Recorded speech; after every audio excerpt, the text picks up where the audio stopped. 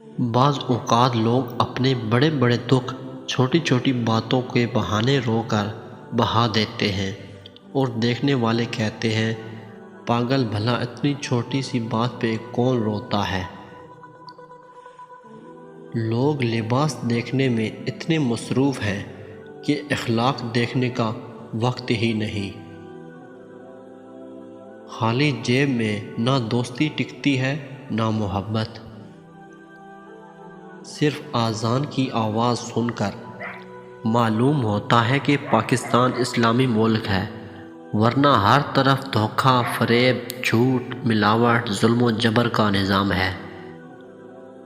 عاجزی اختیار کریں، کیونکہ انسان کی اکڑ رب کی پکڑ پہ ختم ہو جاتی ہے۔ زندگی میں اگر کامیاب ہونا چاہتے ہیں تو نماز کی پابندی کریں، لوگوں کو وقت دیں، موقع دیں، عزت دیں، حال پوچھیں، قدر کریں، دل میں رکھیں، لیکن کسی سے تعلق کی بھیک نہ مانگیں۔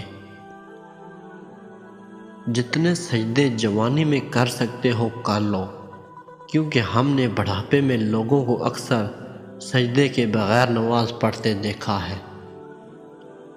خوبیاں ڈھونڈنا بھی ایک خوبی ہے اور عیب ڈھونڈنا بھی ایک عیب ہے۔ مرنے کے بعد 100 لوگ پوچھتے ہیں کیسے انتقال ہوا، دوران زندگی کوئی پوچھتا نہیں کیسے جی رہے ہو۔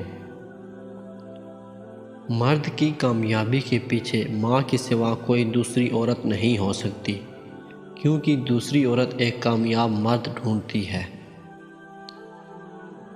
اگر آپ کو دشمن چاہیے تو اپنے دوستوں پر سبقت لے جانے کی کوشش کیجیے، اگر آپ کو دوست چاہیے تو اپنے دوستوں کو سبقت لے جانے دیجیے۔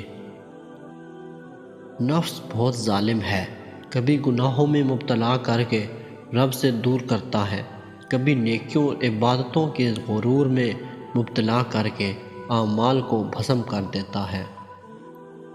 سب سے گھٹیا ترین شخص اس دنیا میں وہ ہے جو آپ کے دل میں اپنی محبت جگائے اور پھر آپ کا استعمال کرنے کے بعد آپ سے کنارہ کشی کر لے۔